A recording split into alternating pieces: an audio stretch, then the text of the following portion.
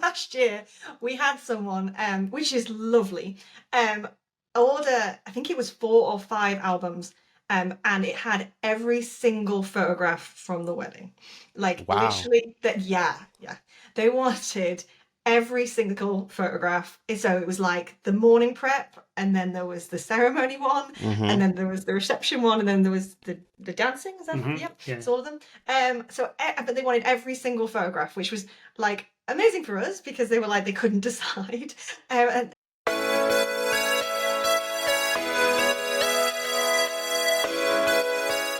Hey friends, welcome back to another episode of Success by Design with yours truly, Michael Davis, and we have some world-class guests for you guys today.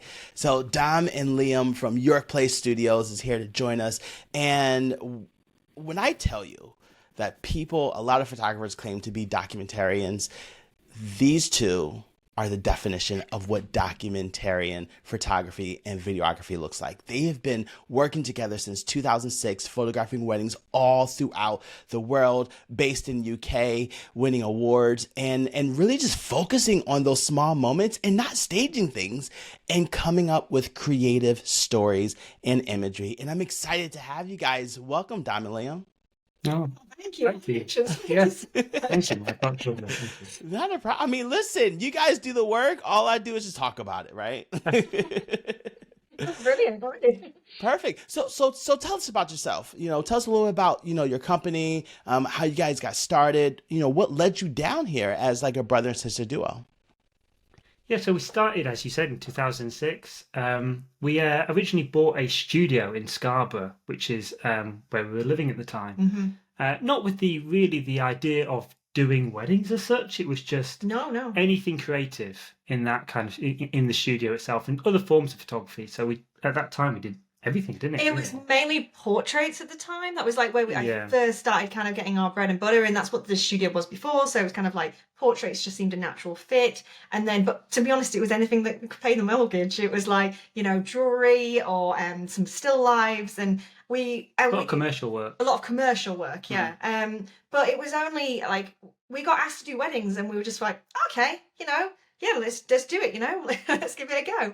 And we shot them very much in a very kind of like wedding way, very kind of standard. Yeah. I guess what we thought weddings should be shot like. Yes. Like our own preconceptions of what weddings should be, just based on the very little knowledge that we had, really, just the weddings that we'd attended, the other photographers that we'd seen. But back in 2006, it was a very different environment in terms of finding out information on photography because there was really no social media. I think it was Twitter's first year, like Facebook and all that kind of thing. It was very early days. So there was no Instagram. We were incredibly insular. It was just me and Liam, and like the people that we knew were people on like around the town, and it was just like the photographs you saw were just those ones. And other than that, it was like books in the library. Yeah, I'd say that was probably our biggest inspiration, really, was just going to the library and looking at kind of the photographers that we loved just before we even started to do the business, really. It was people like Alex Webb, who's a street photographer. Martin Parr, again. That kind of street photography world was something that I guess was the thing that we both fell in love with to begin with. That was like the reason why we wanted to pick up a camera. So after a while of kind of being in the studio and doing weddings, it just naturally started to be, that kind of documentary style would come into our work at weddings. We started to go and do street photography as well outside of weddings to kind of learn and practice to improve our skills. And after a period of time, I guess it started to all merge together. Yeah, we started to shoot weddings not in kind of the wedding way, and shooting them more kind of just like based in kind of photography, and making them very real and making them very unposed and just allowing the day to be the day that it was. And as soon as we started doing that, we started to enjoy them a lot more as well.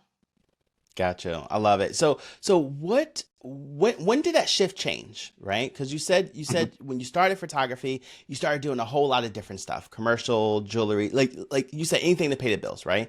When did that intentional shift of I want to start infusing my street photography background into documenting wedding day? When did that happen? I guess when we were at weddings, there was a a kind of feeling all the time that there was more to just the big moments at a wedding.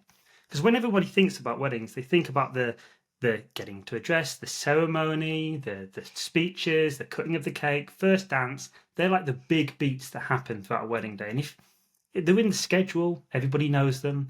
The guests that are at the wedding, they'll be taking out their own personal camera and taking photographs of these moments that are going on. And that's what was expected of wedding photography. And there is a process to actually do that consistently that takes time to actually do it at a good level. So there was a few years, probably 4 years or so, Yeah. of us really just kind of honing that craft to be basically at a good enough level to we go, okay, we're not bad at, just doing a wedding, photographing a wedding. But as the years went by, we noticed that the moments that really kind of sung to us were not the moments that were the pre-planned moments. They weren't the moments that had been rehearsed even. They were things that were completely spontaneous that could happen at any part of the day. And we could see that there were similarities in how you capture and what you look for in those moments to things that we would look for outside of weddings in street photography. So once we saw that there was a connection there, that really started to, I guess, a spark in our imagination about, okay, this is what we like to see in photographs. Let's really kind of double down on that part of the wedding and look for moments that aren't necessarily big moments or obvious moments. Let's look for things that are in the parts of the wedding where people would say, well, there's nothing going on. Where we would say, oh, actually, there's lots going on. Life is happening during this moment. And once we'd taken photographs in that period, we'd see friends or we'd go to shoot weddings where we'd know the couple, and we'd look at the pictures that they picked or the pictures they put on their walls. And they were often not the pictures of the planned moments. There wasn't any ceremony shots that people had or the ring going on. It was all totally random, spontaneous moments of them and their friends and family taking place in that environment. And we thought, okay, yeah, we really are. This is something that we're connecting with, that we enjoy. And if we connect with it, then other people will too. And it's just that belief in that. And it was quite a slow process. We were together a lot. We were in flats above and below each other, and we were just like learning all together all the time. And it was just, we started to realize there was more to it. There was more to what we were doing, and just enjoying kind of the process of figuring out who we were. And like I said, there's no social media, so it was also organic. Yeah, there was an organic process to it. It wasn't like either one of us stood up on a chair one day and said, from now on, it's all going to be about documentary. Like that didn't happen. It almost, you can look back on it and you can say, okay, you can trace backwards your steps. But at the time, it was just what felt right. And a lot of it is just about what is going to make you happy. Like, what is it that truly that you enjoy doing, that you connect with?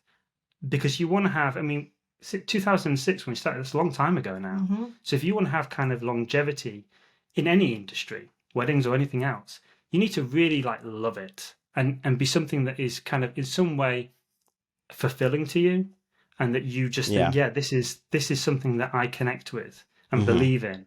And also, you're the one holding the camera. So you've got to know where to put the camera to get the photographs. Like, it's a very simple kind of thing, but if you have to not think about what other photographers might want to do in that situation. You want to think about, what do I do in that situation? Where do I want to put the camera? And that simplifies everything for you, because it can be a nerve-wracking thing going into a wedding thinking, okay, what should I do here? What would photographer X do in this situation? You just want to think about, what am I connecting with? What am I seeing? What are the things that are shouting out to me that I should photograph at this period of time? If you do that, then you're going to make yourself, a lot happier, and you'll be a lot more comfortable in the weddings and the pictures that you're taking. Everything will seem just much more natural.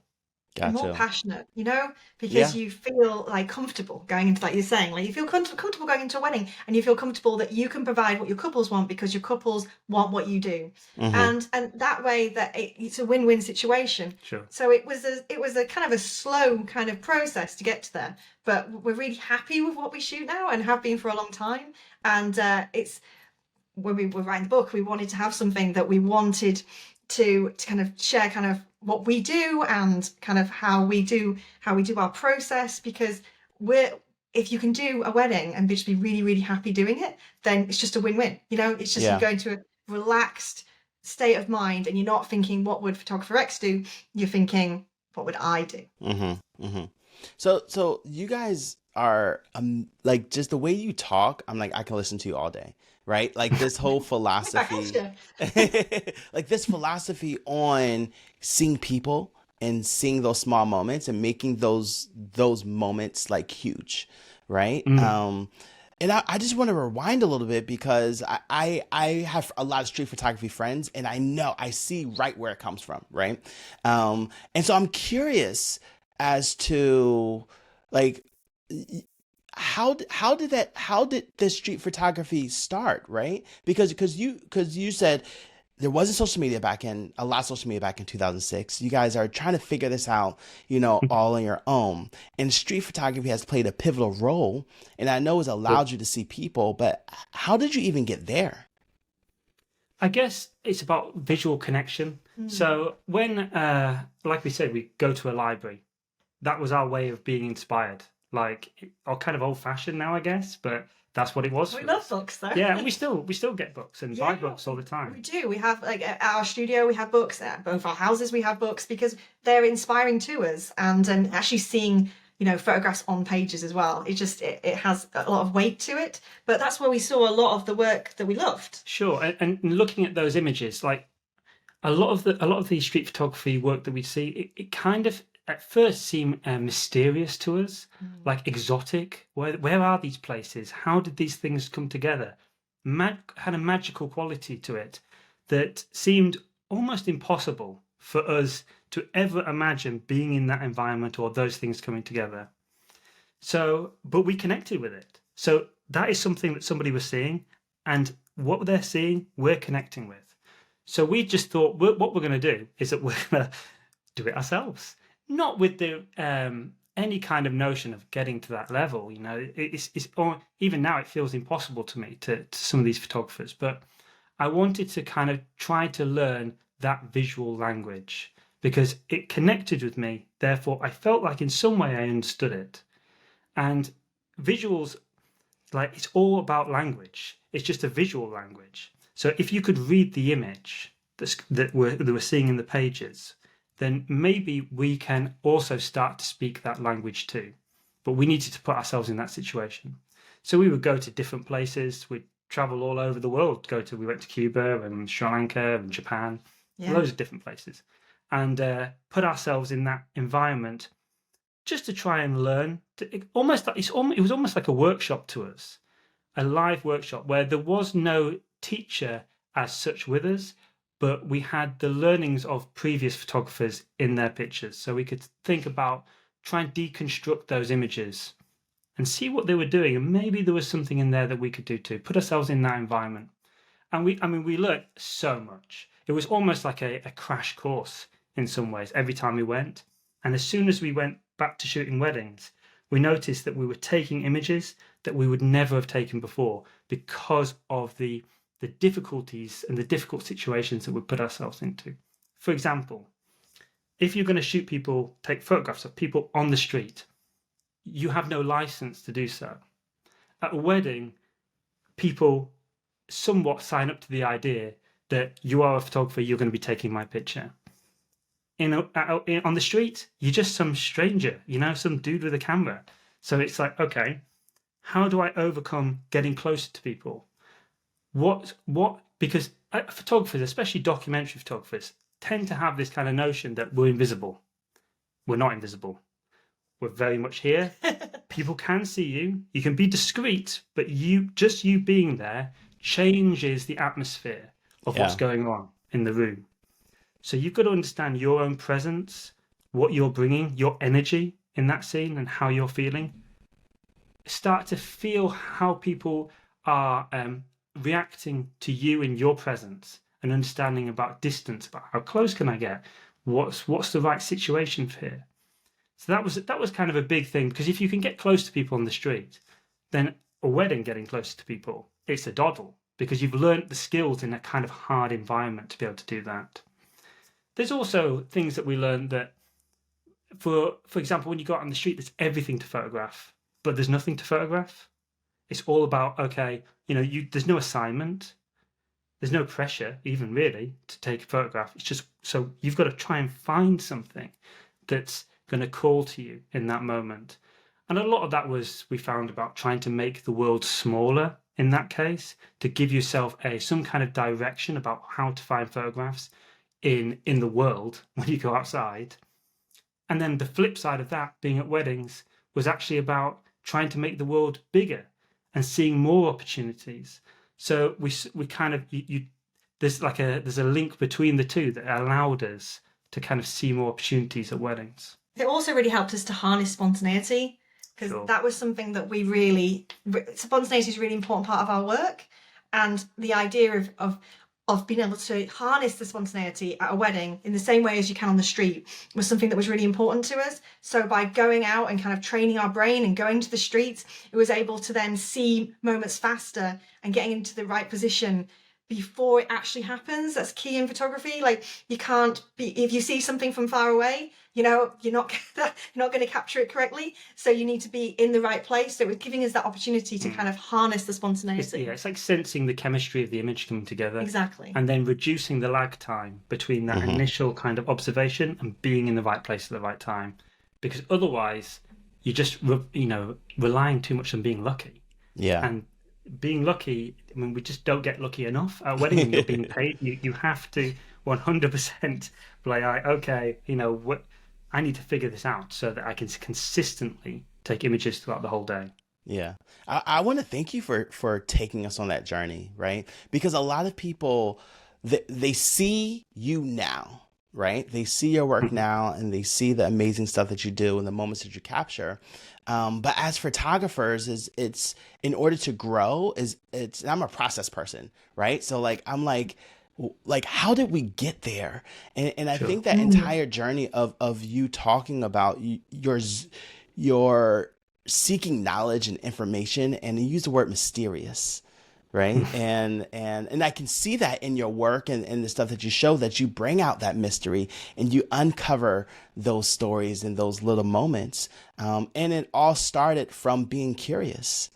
Sure. And I absolutely love it. And I think for people who are listening, I think it's a whole mindset shift. Is that you don't have to keep on doing things the way that the world tells you to do it. Just get curious and figure it out, right? Yeah, that's a beautiful way of putting it. Yeah. Be curious, not judgmental, as the Ted Lasso said. And now I understand why you guys have a book, because I mean, you guys talked a whole novel to me right now about like just about those moments and finding those things. And so I want to give you the opportunity, so what inspired you to write your book? What is it called? What inspires you to do it? And what can readers expect to gain from reading your book? Well, it's called Is This Something? Is This Something is actually something that we ask ourselves before we take a photograph, or even after we've taken a photograph. So it's often what we're asking, is this a moment? Is the first thing. Is this something? Is this something that's worth photographing? And then after we've taken the picture, is this something? I would say to Dom, or Dom would say to me, is this something? In other words, I've seen something, but have I communicated it well enough that you can see what I'm seeing? So that was the idea of the book, was just because it's something that we actually say to each other on the regular basis. In terms of why that we did the book, I guess, I mean, the more like modern way of doing things, I guess, would be have an online kind of course or do things online. But we were inspired by books to begin with. So for us to go back to what was our inspiration was somehow, it was like going full circle to us. So we wanted to give back what we'd kind of learnt from the beginning, to inspire, I guess, to bring that kind of level of inspiration back. Yeah, and we've been going 17 years, and we've had conversations together throughout that time. And we've always we'll be in the car on the way back or forth from weddings, and we'll have like ideas and we'll write them down, and we've had notes, and we've done talks as well. all over the world actually now, which is amazing, and workshops. And we just wanted somewhere. It happened in 2020. We were just like, we wanted somewhere where we could like collate all of our quotes and feelings. And there's basically there's 3 sections to the book. There's mentality, which is obviously the mentality of our work. And it's really important. That was a really hard part of the book to write, because we wanted to explain how we feel and what we do on a wedding day. But it's not a this is the way book. It's this is our way. So you can kind of understand like our mentality. And then there's the method section, which is like throughout the whole of a wedding, starting from the getting ready to the first dance and very much beyond. And then there's another section called Seemingly Insignificant, which is about bringing it from within, taking pictures from within, which is probably my favourite section of the book. Yeah, for me, just the whole idea of the book, almost the whole point of the book for me was that everybody that does shoots weddings, everybody's a documentary photographer. Now, it might not be what your unique selling point is. Maybe it's portraits, groups, whatever it is that is your selling point. But there's parts of the wedding day that you can't control, whether that be the ceremony or any kind of documentary moment. So we're all doing documentary work. And I think that what I wanted to do was make it easier for photographers to shoot those moments. Because I think every photographer, ourselves included, has been at a wedding where it feels like it's going really fast. And you know that moments are happening, but somehow you're just a little bit too late to get them. Or you're like, what do I see? I feel like this thing's happening here, but where do I look? Where do I start? How do I untangle the scenes in front of me? The spaghetti.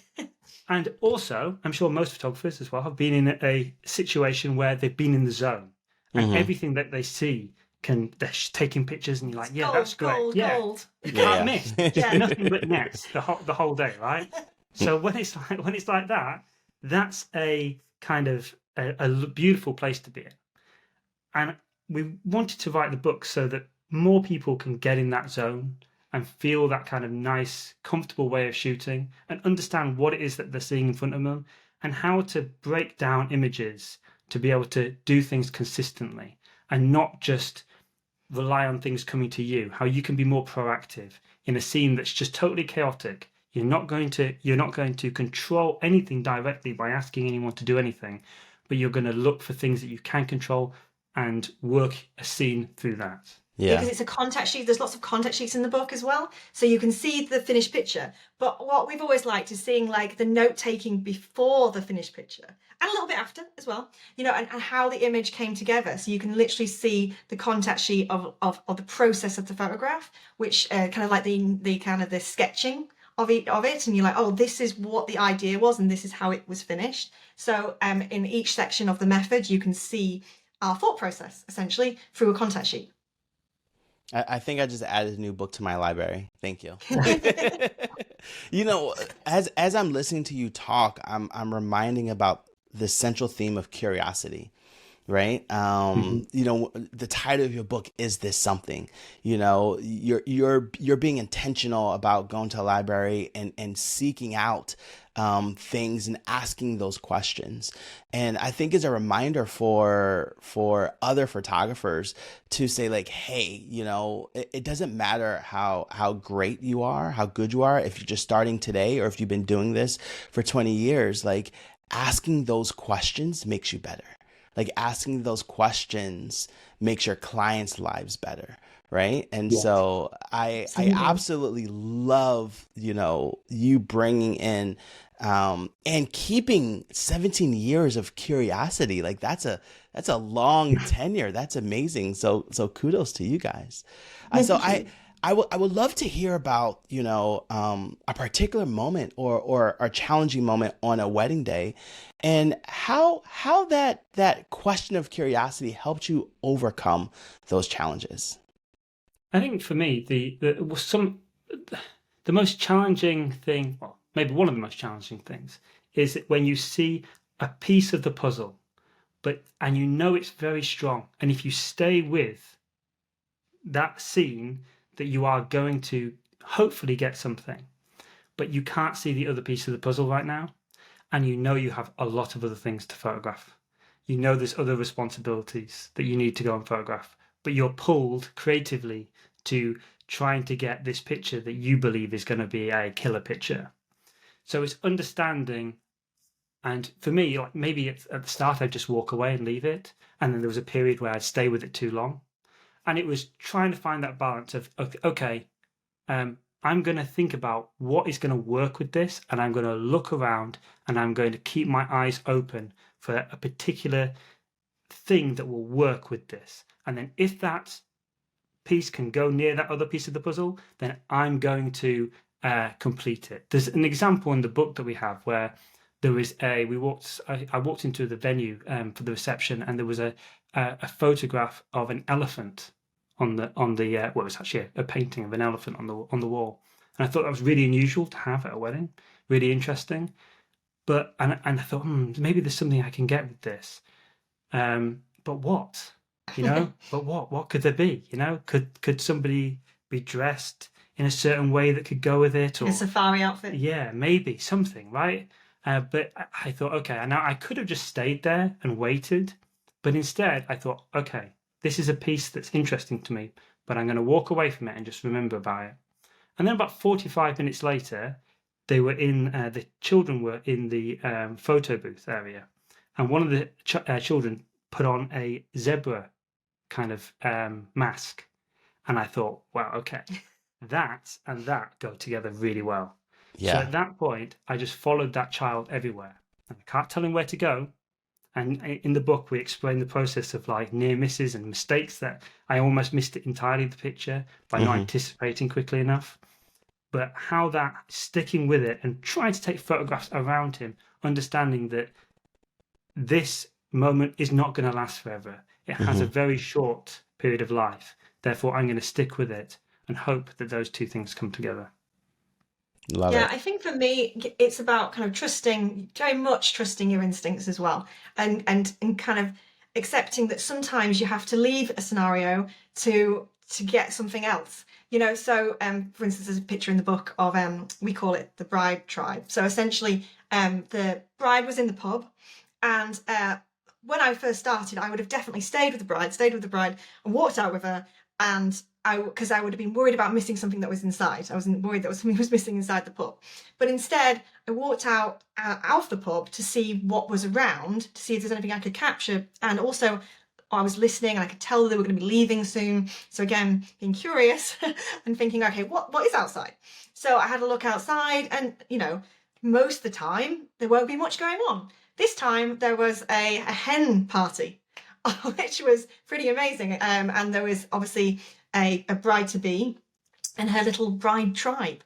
So I had a little bit of time to get into position, and obviously you're also kind of like, there's definitely an element of luck, but you can't, if I'd walked out and gone, there's I wouldn't have had time to compose it correctly. So if I'd walked out with the bride, there wouldn't have been time to turn around, figure out where I was going again. So I had to be in position. So I had the time to get into position to make sure I included the bride tribe, the bride to be, and get in position so I could see where the bride was going to be coming out.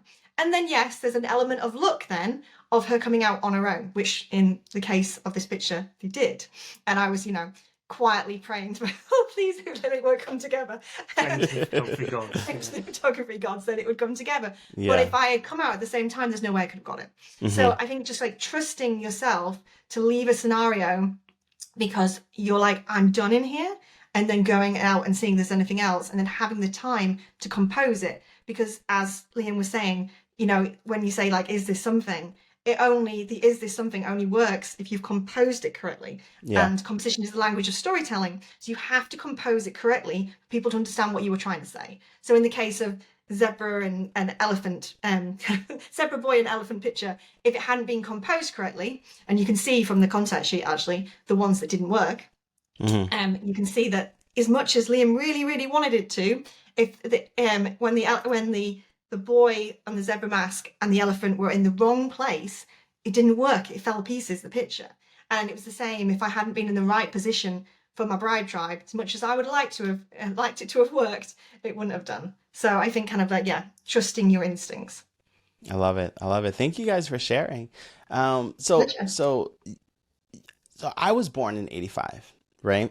Mhm. And I grew up in that era where I had photo albums. Like my parents and my grandparents had photo albums. I know that you guys have been doing this since not like 2006, which means that you guys have also grown up in an era where, Yeah. I you're literally grew up in 1985 too. right. Like you guys had Same that age. photo albums, so how did you, connect, that you love photo albums and you want your couples to have them, especially in this changing wave of technology. How we go from film to digital to now everything is shared on social media. How do you keep that fire there and not convince but educate your couples on the importance of like they need these albums and prints? Well, I think that one of the main things actually for me is we had to have it all come together. So with Fundy Designer, with the album designer, it was allowing it to be so easy for me to make them and make the changes that it gave me the Yeah.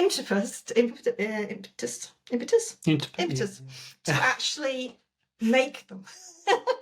Because before then I was obviously putting all my thoughts and kind of time into photography and not into the albums. Now I loved albums, absolutely loved them when I was growing up, and our parents, they have them all over the house, but to actually spend the time on them was tricky. So the fact that it's a very quick and simple and fun process using Fundy Designer now did make a big difference to me actually. And when I got married in 2012, and I only just put my album together when I got Fundy Designer because it actually gave me the chance to do it very quickly. And before then, when it was like a very, well, when we first started doing albums in 2006, it was Different, just very different. tedious, Yes. very, very Time tedious. consuming. Yeah, very tricky. And it took a lot of time. And therefore it was hard to, like, when we were trying to figure out ourselves, to spend a lot of time doing that as well. So the fact that it's a really quick process, and also the new kind of the display area that they do, like the Yeah. proofing Yep. setup. I love the proofing setup. It's so good. And the fact you can like write notes on it and things, and they can write Mm-hmm. notes, Mm-hmm. and the process is just so seamless. I think that for me, that really, really helped. But in terms of wanting people to have albums, I mean, I love books. So, and Yeah. so does Liam. Yeah, I mean, I always think about, if I in my mind, if I go back to when I was a child and I think of going to my grandparents' houses, and they'd have photographs on the wall, they'd have albums. Mm. Those pictures became kind of ingrained in my mind. They're almost like iconic to me, those images, because they were printed. They were ever present, that people looked at and reminded themselves. We didn't even have that many pictures of my grandparents. Like, if I compare it to like the generation now where everybody's photographing everything constantly. Back then there was maybe a handful of photographs of them, that were on the wall or that you would see regularly. Yeah. And now everybody's photographing, but they're all on their phones, or they're all digital, or they're on Mm-hmm. computers, and Mm-hmm. they're hidden and they're forgotten. Yeah. Printing a photograph makes it real. It makes it a thing that exists in our world, Yeah. and not something that is just something hidden away. Photographs should be for everybody to see, not just on your phone for you to necessarily just see. It should be a shared experience. Mm-hmm. These are things that that bond people together. They become memories. It helps you, remind you of something that you all did collectively. Like they're important. So printing is, I think, one of the most important things in photography, because without it, everything's just forgotten. And why take the picture to begin with? Printing gives weight. It does give way. Yeah. It makes it, like you said, real for some reason. Like, it just gives you kind of like we have pictures on our walls at home, and it's the ones that are printed or the ones in the albums that I see, which is crazy because I have so many on my phone, on images I've taken on my computer, but it's actually the ones that are printed that are the ones that have the importance, I guess, even if they're not even Yeah. that good of a picture. Photographs change meaning over time. You know, Hmm. that you can take a picture and it can be kind of a throwaway picture, and that picture becomes the most significant picture in your life years later. So print pictures, don't lose them. Yeah. They're important. I feel like this is like a whole masterclass on mindset. Like we're sitting here just, having fun conversations, but the reality is that like just shifting those little things not only Mm. changes your business, but changes your approach to the Yeah. industry, Yeah. and we're all in this, yes, to make a living, but also to do something for our clients that no one else can do, Sure. right? Yes. Absolutely. And when you're talking about, like, I got chills when you were like, the pictures on your phone are hidden, right? And then I'm just like, Mm. you can't be you can't ask questions about something you can't see, Yes. Yes. you know? That's beautiful again, Michael. Right? Exactly. So I absolutely love it. So thank you for sharing that. If people are listening to this, you need to like listen and rewind and listen again, because you two are just dropping nuggets about, just little things, and shifting the way that we look at the world, the way that we look at people, that turn into profit, right? Mm. Because we're not just, yes, you guys love people, but you're also doing this for profit. And I love how we're connecting, all of that. And so when you talk about Fundy, I would love to hear, both of you. Do you have a favorite feature in Fundy, and how has that feature improved your workflow or productivity? I think well, I'm in for body for both of us. It's the fact that it's just like I was saying before, so quick, and we came from, the really old computers, Yeah. really like honestly, I used to have to like. I mean, everything was so much slower back then. But I remember you making the albums, and Mm. it was like you had like rulers, Yeah, sure. Measuring everything. measuring everything with Yeah, yeah. Photoshop, and it took so long. It was such a big process, and I think that the speed, because The speed of design. the speed of design. So good. Yeah, the Yeah. speed of design. Like it's not like we didn't get into photography for admin, or any of that kind of that side of it. So we just want to be able to create beautiful pictures and give them to our couples. So the idea that kind of Fundy cuts out the kind of the middleman of having to have a lot of time over this thing. And so I mean, I think it's just the speed. And usability, interface, all these things. Just simple. It's so simple. They've been given thought to. Yes. And the more that it's given thought to by someone else, the less we have to give thought to it. Of And we can course. concentrate on what our job and what we do. Yeah, yeah. True. So it makes our life, it gives us opportunities to concentrate on the things that we love and the things that we actually get paid for. Yeah. So in that case, it's one of the best things we use, Yes. quite Yeah. honestly. And I would, anybody who's listening to this, I would just implore them to go out and at least try it. It's if you're struggling, then then you need to look into this, because your life will be made infinitely easier. Yeah, and the proofing as well. The proofing, as I was saying before, is a fantastic kind of new addition. That was, what was it, last year? That I absolutely love. That we, our couples love, and you can have like music over it, and it's a lovely experience. And anything that's a lovely experience makes us happy, which makes our couples happy. Of course, I love it. So I would love to hear from both of you, either your biggest sale or your most memorable sale, and what that experience was like for both you and the client. I literally know it all. Yeah, you see You know it. it. Yeah. So last year we had someone, which is lovely, order, I think it was 4 or 5 albums, and it had every single photograph from the wedding. Like Wow. literally that, yeah. They wanted every single photograph. So it was like the morning prep, and then there was the ceremony one, and then there was the reception one, and then there was the dancing. Is that Yep, Yeah. it's all of them. But they wanted every single photograph, which was like amazing for us because they were like they couldn't decide. And what was amazing with Fundy was that I could we were able to create very complicated and complex layouts like this, So yes, not only was it obviously very profitable. It was just a really enjoyable thing for someone to ask for that many photographs and to have that many volumes of their wedding album.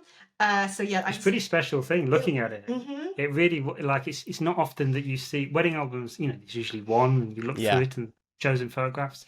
This was like an encyclopedia of somebody's wedding. It was fascinating. It was absolutely fascinating, yeah, and it was really beautiful. And like the dance floor ones, and you could see like every single person in there, and it just was a really cool thing. And I was able to have some of the pages, just having one photograph on it actually, or having a couple, and then having, because it was a big album, and then having ones which were like like a complete collage. I couldn't have done that. I could have done that in 2006. I would no, it wouldn't have been. Yeah, much later than that. Yeah. Wouldn't have happened. Yeah. It had to be Fundy software to be able to do that, and it was it was a real special experience doing that, and them wanting that many pictures as well. And I think it's a testament to you guys that they wanted every last picture, right? It was like great, that they couldn't choose. And I always say to myself, when I do my sales sessions and they have a hard time picking, I'm like, that just means I did a good job, right? Absolutely. Yeah. Yeah, absolutely. Yeah. I have to say, we don't do sell sessions. We because we're not as a kind of a sales money as that. It's just how we've naturally been. But that Fundy is one of those things that helps us be sales without being a salesperson, because it's not our natural. I can imagine you're amazing at it. Like, I can just see that you would just have the charm. You've got the charm, you've got the palette, you've got it, Like, but we're very much about the photography, and that's what we love to talk about. And we sales is not something that comes naturally to us. So the idea that something like Fundy can help us be better sales people without having to be a salesperson. I mean, that's the thing about being a photographer, wedding photographer, is that you are your own little company and you've got to do everything. And there's so much to do, and it's okay to bring in help. It's okay to get help from software or from other people to help your business grow and make it easier for you to do best what you do. Yeah, and for you to concentrate on what you really love. Yeah. And that's what Fundy does for us.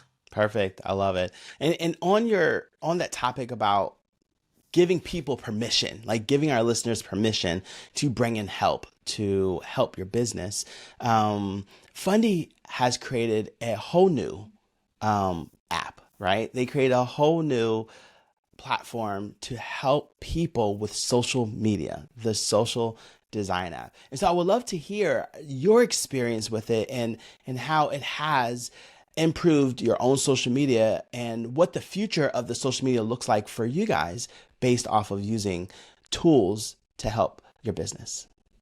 Yeah, it's similar kind of feeling is that social media isn't why we love about our job. Photography is what we love, but all these kind of things you have to do. And there's a lovely thing about social media. It's the social part of it, So you actually want to like say things and share things. So like to do that, again, we like to cut corners. we like to create things that will do the job for us so that we don't have to do it, because it's not something that we want to concentrate on, but we still obviously want to do it and two need to do it.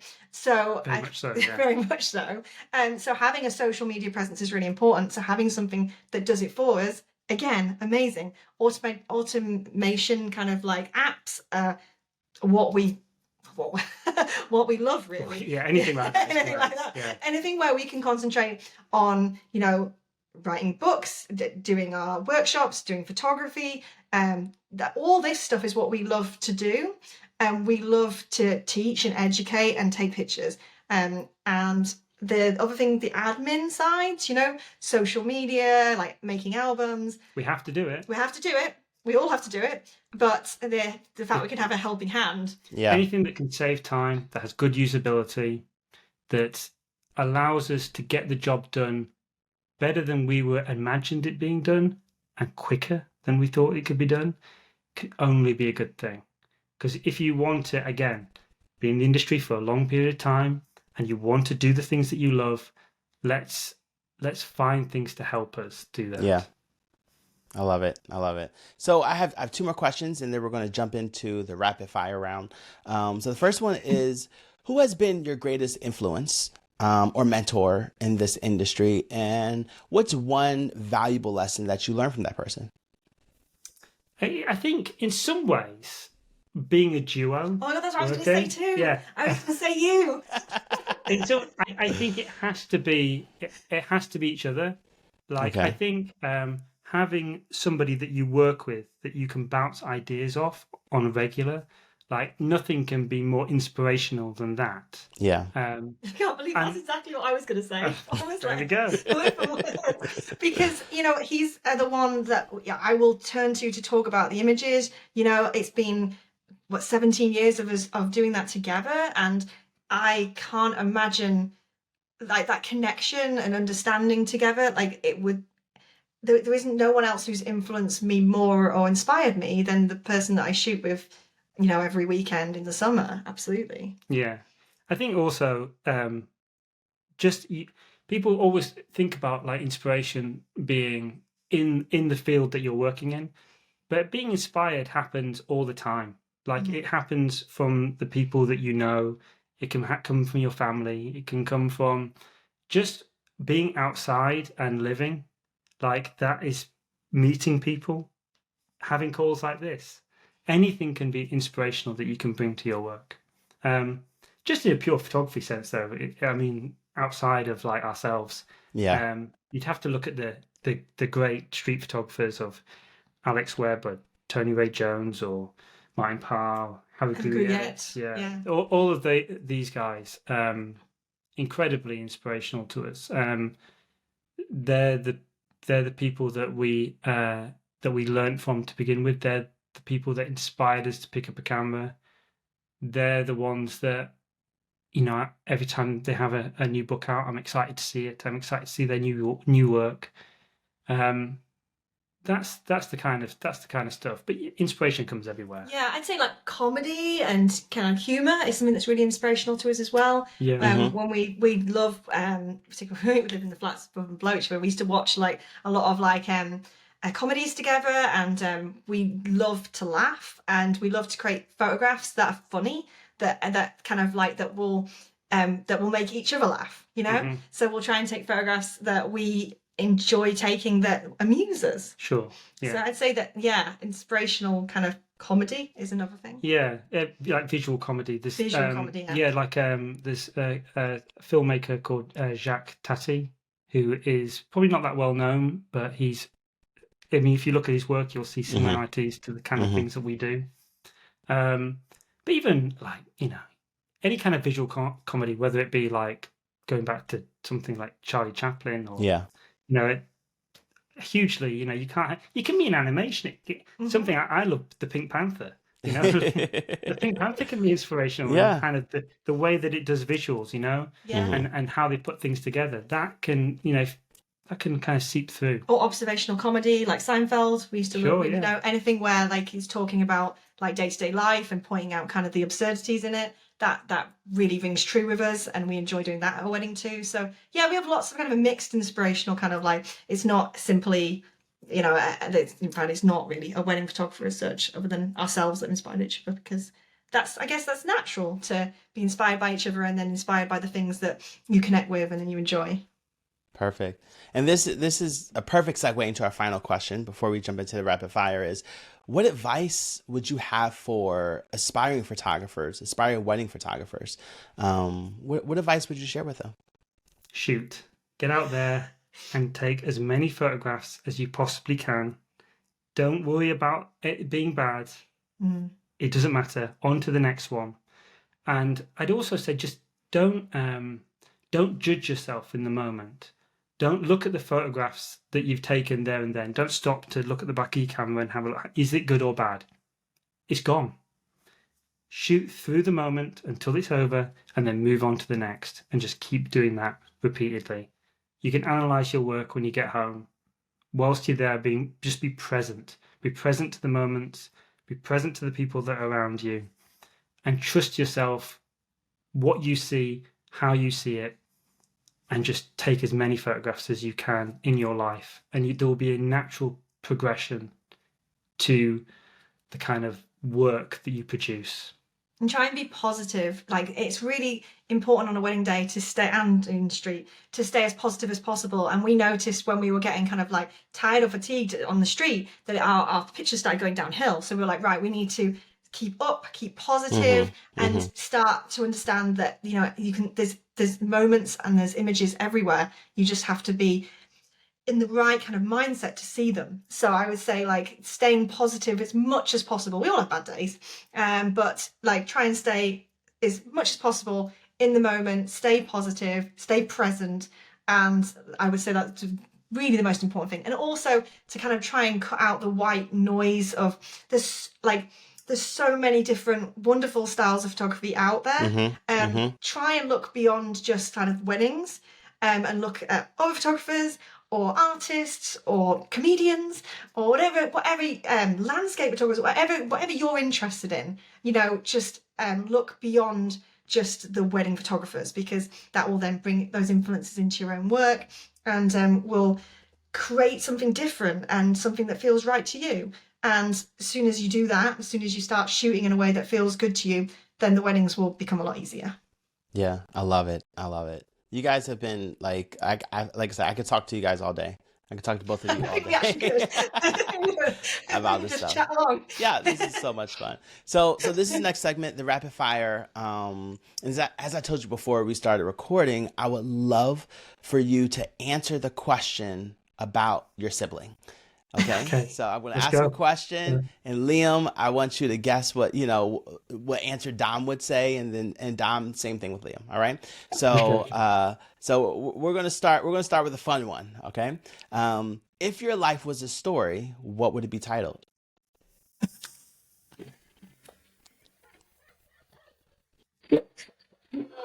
What would your life be titled? Oh, dear. Oh. I do have one, but I can't repeat it on this show. Okay. What would you like me to give an answer? Yeah. So you answer for what Dom's life will be titled. Oh, what Dom's life would be? Okay.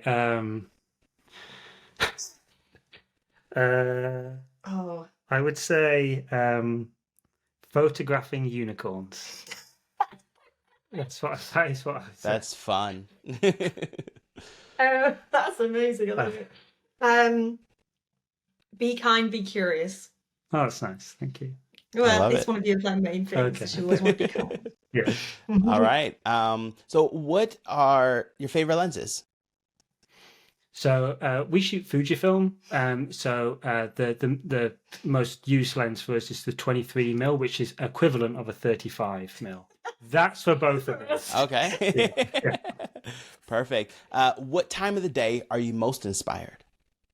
Oh, it'll be the same again. But inspired at a wedding or inspired? Just inspired. Oh, well, Okay. we used to have late night talks. Yes, and still do. We know each other too well. This is a fun Yeah. Like, it's unfortunately around like 1 a.m., isn't it? Usually, like, the car journey home is the optimal hour for inspirational talk. Okay. At a wedding, I would say, and again, it's both of us. It would be the reception. Yeah. Gotcha.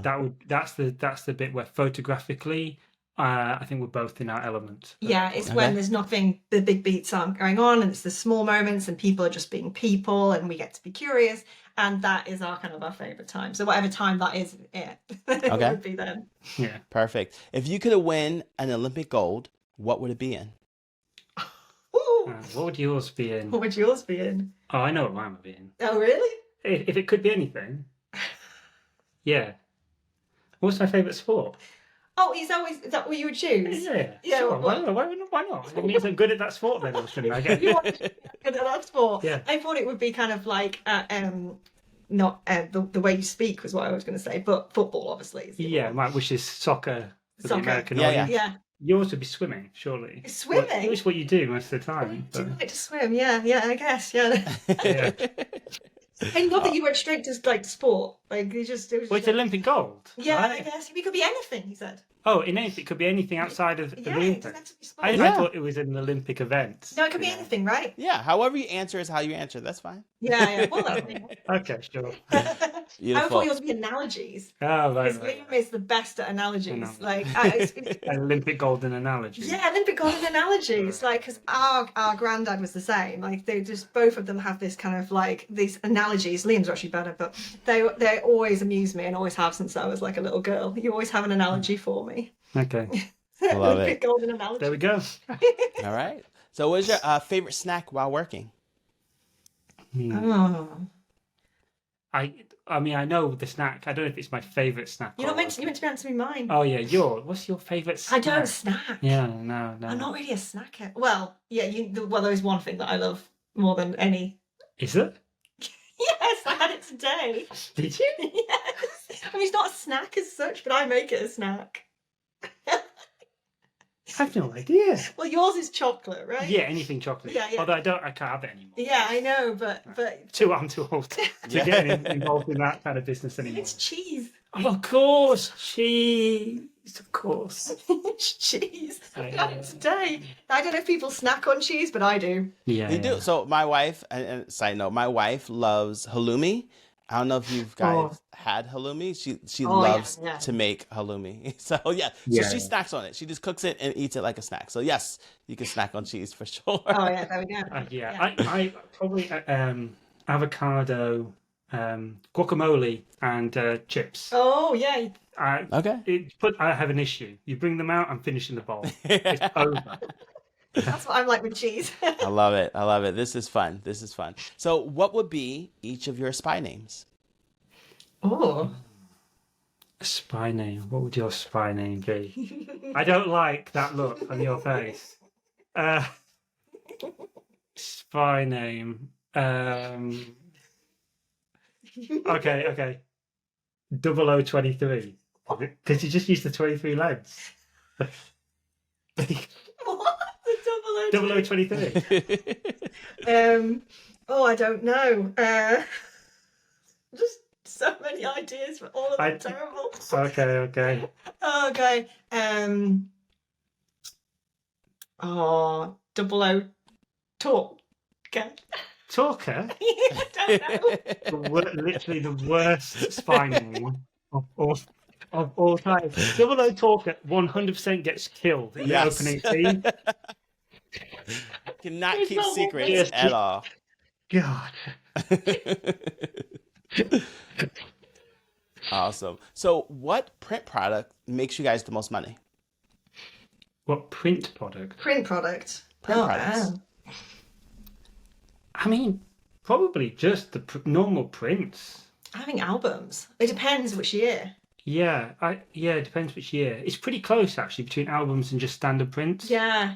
It's such a funny Obviously, question there's to more. go from like spy to printies. There's more prints, Mm. but the albums are worth so much more. Yes. Yeah. I'd say it's pretty close. I'd say it's pretty close, but I would go albums. You know better than me. Yeah, I do the accounts. Yeah, okay. Yeah, I think albums, but it is close, like you said. It depends. It depends on the year. Some couples are more into prints than albums, I've noticed. But yeah, last year was a definite album year. This year so far is prints. But Yeah.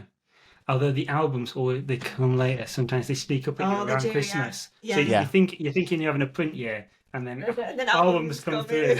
Yeah. Oh, what should we get for Christmas? Yeah. An album. Yeah. 00 Talker comes through and just wins the day. Yeah. I love it. So where are each of your happy place? Oh. Mine You're is. not meant to say yours. Okay, sorry. I'm terrible at this game. Right, I know what yours is. Just being kind of at home with Marv and Leanne on the sofa. Yes, that's possibly playing FIFA. maybe. That's about That's a happy place. Just you guys together on the sofa. Yeah, that's it really. Yeah. What's mine? Probably something quite similar, but maybe the conservatory. Oh yeah. Because in the conservatory I can see my guinea pigs because there's like a glass thing that I can see them on. And then my tortoise and my dogs and my garden. So yeah, I'd say my conservatory is my happy place. Awesome. Yeah. Perfect. Well done. What is the craziest thing you've been asked to photograph? I mean, there's some things that I just can't repeat. I guess There's oh my god, I just remember this. Yes, No, you can't go there. No, Can't go no. there. What's Do I again? Are we Let's asking? swing for each other? But the For thing is, each other? we've only shot together, so Yeah. But I mean, some of some of your getting readies yes, have been spectacular. yes, I think that's one way of putting it. yeah. Without going into too much detail Yeah. for client confidentiality. Yeah. Yeah. You haven't done anything as Not as crazy as that. No. Although we have done some. It's hard to talk about some of these things. Oh no, I get it. yes. Uh, Especially when they were quite recent. Yes. yeah, I think. There's the wedding where there was. Oh no, we can't talk about that. No. Oh no. Okay. Okay. Anyway, we would like. I really respect our couple's privacy. Yep. When we're sharing our images, we always share ones.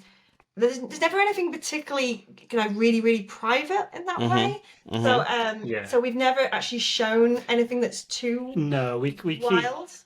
keep that side away. Actually, sometimes you take photographs to share, sometimes you take photographs to yourself, and sometimes you just take photographs for the couple. Yeah. And it's for them. Gotcha. And nobody else. And it's a really special thing that you get to do that. Actually, you get to be in their space, and it's intimate, and they can be getting changed, or they can be whatever, walking around naked. You didn't mean it's just it's their it's kind of their place, it's their space, and we are very privileged as photographers to get to walk into them and to document what goes on, whatever that might be. Mm-hmm. Yes, you saved a guy's life once who was choking. Oh, did I? Yeah, do you remember he was choking? And you gave him the. Oh gosh, yeah. Well, that was quite a few years ago.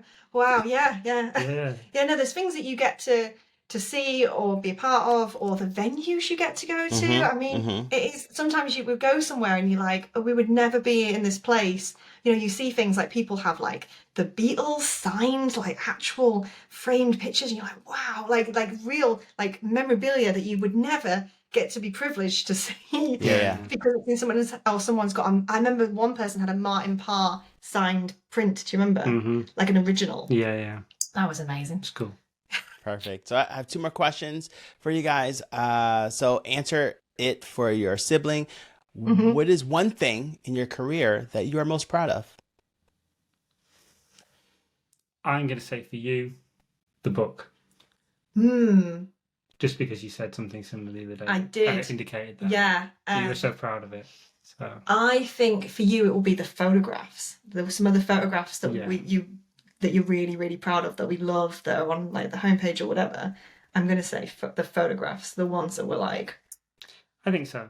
I'd say though, like I do agree, and I also think the same on the book. I do think the thing though that stays with me the longest is the response that we get from our couples. So that response is the most motivating thing for me going forward. Like, just to know that you have in some way made someone's life a little bit nice. They get some lovely memories. They got to see a very special day for themselves through your eyes, which is an incredible privilege in itself.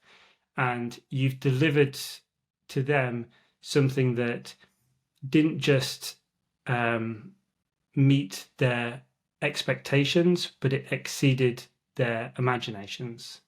So that, I think, is the thing that I'm most proud of for us as a company. Oh, that's really lovely. Beautiful. And last question, describe each of your styles in one word. So you're answering for your sibling. Okay. I'm going to say controlled chaos. Oh, nice. I was going to say...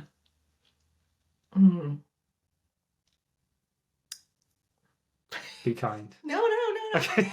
Like dark comedy. Okay. Layered photographs. Okay. That's like you are. Okay. Yeah. Okay, I'll go intrigued. Okay.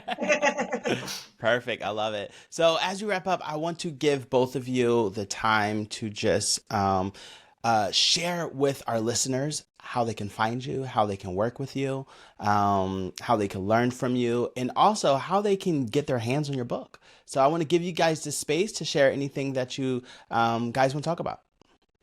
Okay, well, you can find us at yorkplaystudios.co.uk or on Instagram at York Play Studios. If you guys want to say hello, then please do. You can DM us, and I answer them all, and I enjoy answering them, and I chat with people, and it's really cool that people kind of bought the book and are like talking with me now, who I've spoken to for like years now. So that's really cool. On our education side, everything's under seeminglyinsignificant.com, which is also where you can find the book. And you can also find it on our Instagram and all over the place, really. Seeminglyinsignificant.com is where you'll find it on the main page. And that's where you can get it. We ship worldwide. In fact, we're shipping books pretty much everywhere. Everywhere. Yeah, a lot in America, which is really, really cool. But just everywhere. Like some places were like, we've never spoken in this country. We've never been there, but our books are going. Which is we're incredibly privileged and excited by. That's awesome. Well, Dom and Liam, you guys have been absolutely amazing to chat with. I know in the beginning I said this is about 30 minutes. We've been having fun for an hour now. And that's just it's just a testament to just how much knowledge and wisdom and fun, right, that you bring to the industry. And I'm just privileged to have this conversation with you, and the listeners, they need to listen to this 3-4 times, because you just dropped in some amazing changes in mindset, like just those little things, like I said, that will shift someone's business from here to here. Right. And of course, having that book alongside that allows people to stay curious and figure out things. So thank you for sharing. Thank you guys for giving of your time. And I can't wait to meet you guys in person so we can hang out. Yeah, I was thinking that actually. I was like, we absolutely must meet up when, I don't know when, but I would absolutely love that. Yeah, perfect. So until next time, friends, we will guys see you later. Bye-bye. Thank you. Bye. Bye.